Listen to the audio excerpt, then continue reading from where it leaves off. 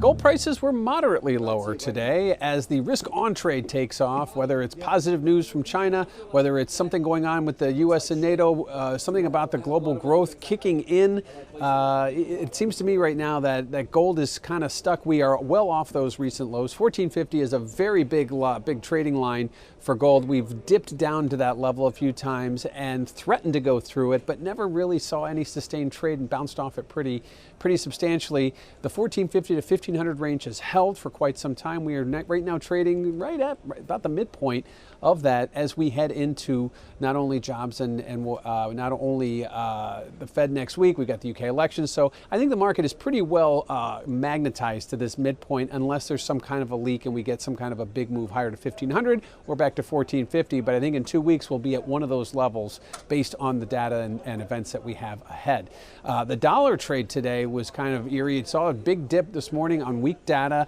And then it slowly recovered during the day as if taking a look at the outlook, expectations for our Fed here are for no change. And now we're talking about no rate change for all of 2020.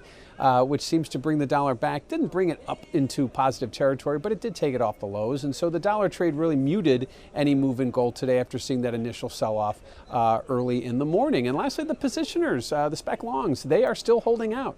The aforementioned events that coming up, we've got the jobs data coming out Friday. We've got nonstop China rhetoric. We've got the Fed coming out next week. We've also got UK elections next week, as well as Ms. Lagarde taking the gavel for her first ECB meeting. So there are some key events coming up in the next week and a half, which could see a big move in gold. Spec longs, I think right now, are erring on the side of caution as they continue to hold onto their long golds, despite the fact that the range is very clearly defined. And there is a bit of downside there if things go well economically and well globally. Gold prices could suffer trading down to 1450. And once you get through 1450, it becomes a free fall. Likewise, if we get up to 1500, I think we see a modest amount of resistance there.